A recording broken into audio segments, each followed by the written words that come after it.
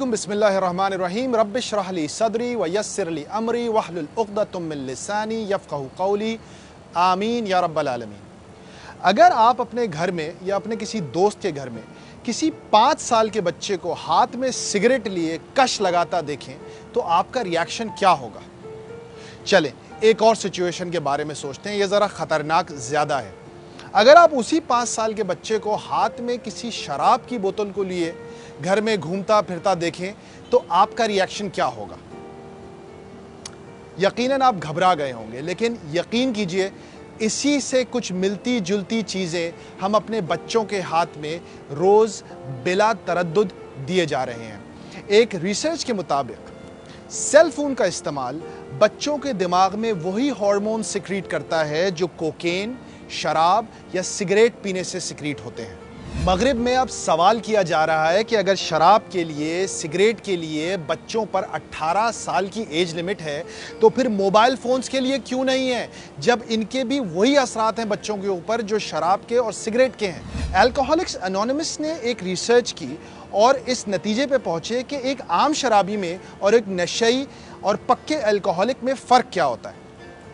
तो जो एक फ़र्क उन्हें सबसे ज़्यादा नज़र आया वो ये था कि एक आदी या नशई शराबी, जिसे अल्कोहलिक कहा जाता है, उसे शराब की तलब सुबह सबसे पहले होती है। अब आप पूरी ईमानदारी के साथ, पूरी सच्चाई के साथ मेरे सवाल का जवाब दें। जब आप सुबह उठते हैं तो सबसे पहले आप क्या काम करते हैं? एक रिसर्च के मुताबिक 90% लोग अपने सो के उठने के पहले 15 मिनट में अपने मोबाइल फ़ोन्स को चेक करते हैं, जिस पर उनका व्हाट्सएप, उनकी सोशल मीडिया फीड्स और दूसरी चीज़ें शामिल हैं। एक और रिसर्च के मुताबिक एक एवरेज टीनेजर, दुनिया भर में एक एवरेज टीनेजर जिसकी उम्र 12 से 19 साल के दरमियान होती है, वो अपने दिन का 6 से 9 घंटे रोज़ाना मोबाइल फ़ोन्स पर वीडियोज़ देखकर या गेम्स खेलकर सर्फ कर रहा है।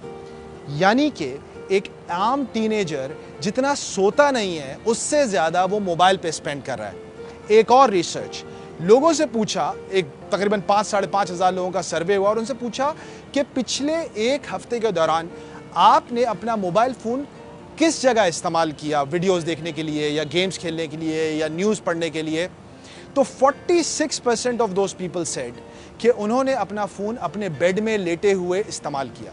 लेकिन इससे हैरान कुन फिगर अगला वाला है, 32% ऑफ द पीपल, 32% अफराद ने अपना सेल फोन बाथरूम में बैठकर इस्तेमाल किया न्यूज़ फीड या वीडियोज़ देखने के लिए।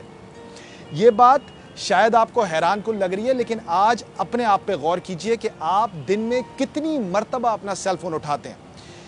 एक आम आदमी उमूमी तौर पे एक दिन में तकरीबन 250 मरतबा अपना मोबाइल फ़ोन चेक कर रहा है आजकल।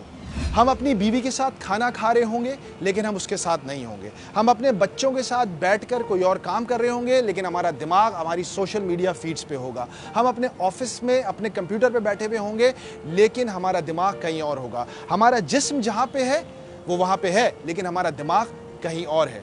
तो इस बात को इस्टेब्लिश करने में तो अब कोई कसर नहीं रह गई कि सेल फोन से एक आम इंसान जितना फ़ायदा उठा रहा है उससे कहीं ज़्यादा उसको नुकसान हो रहा है। लेकिन ये सारी बातें भी शायद आपको पहले से पता हो। लेकिन एक चीज़ जो आज मैं आप लोगों के साथ शेयर करूंगा कि इस एपिडेमिक से, इस बला से लड़ना कैसे है। क्योंकि हमारे यहाँ क्रिटिसाइज़ करने का तो बहुत शौक़ होता है, किसी चीज़ के ऊपर रोएंगे हम बहुत ज़्यादा, लेकिन उस चीज़ का कोई हल कोई भी तजवीज़ नहीं करता। लेकिन इस हल को बताने से पहले मेरी एक रिक्वेस्ट है, इस हल को आप अपने ऊपर इम्प्लीमेंट कीजिए। इस हल को लेके सबसे पहले अपनी बीवी पे या बच्चों के ऊपर लेके फतवे सादर करना मत शुरू कर दीजिएगा। स्टार्ट विद योरसेल्फ, अपने आप से शुरू करें। अगर आपको इस जंग में फतूहात हासिल हो तो आप खुद दूसरों के सामने एक एग्जाम्पल बन के आ सकेंगे। नंबर 1, सुबह उठकर सबसे पहले अपने ऊपर एक पाबंदी लगाएं कि आप कम से कम 1 या 2 घंटे तक सेल फोन यूज़ नहीं करेंगे। सोने से पहले मेक श्योर दैट आपका सेल फोन आपके पास ना हो।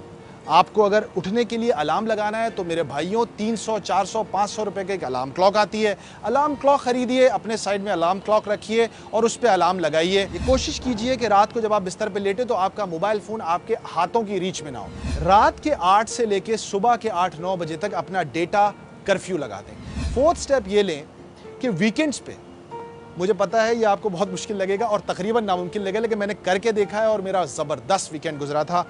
एक दिन सैटरडे या संडे में से कोई एक दिन कोशिश करें बगैर सेल फोन के गुजारें।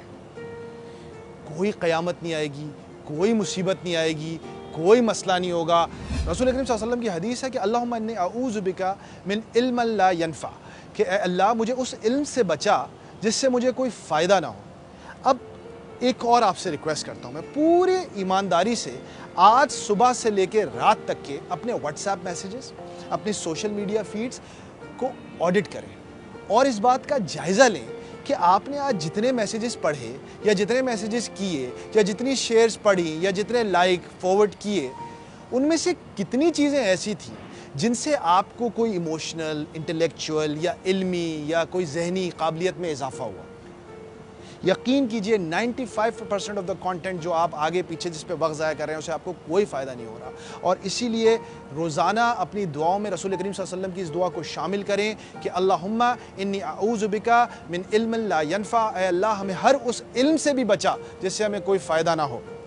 आजकल हम सब फास्ट इंटरनेट की तलाश में हैं, लेकिन हकीकत ये है कि शायद हमें फास्ट इंटरनेट की नहीं बल्कि इंटरनेट फास्ट की ज़रूरत है, यानी इंटरनेट के रोज़े।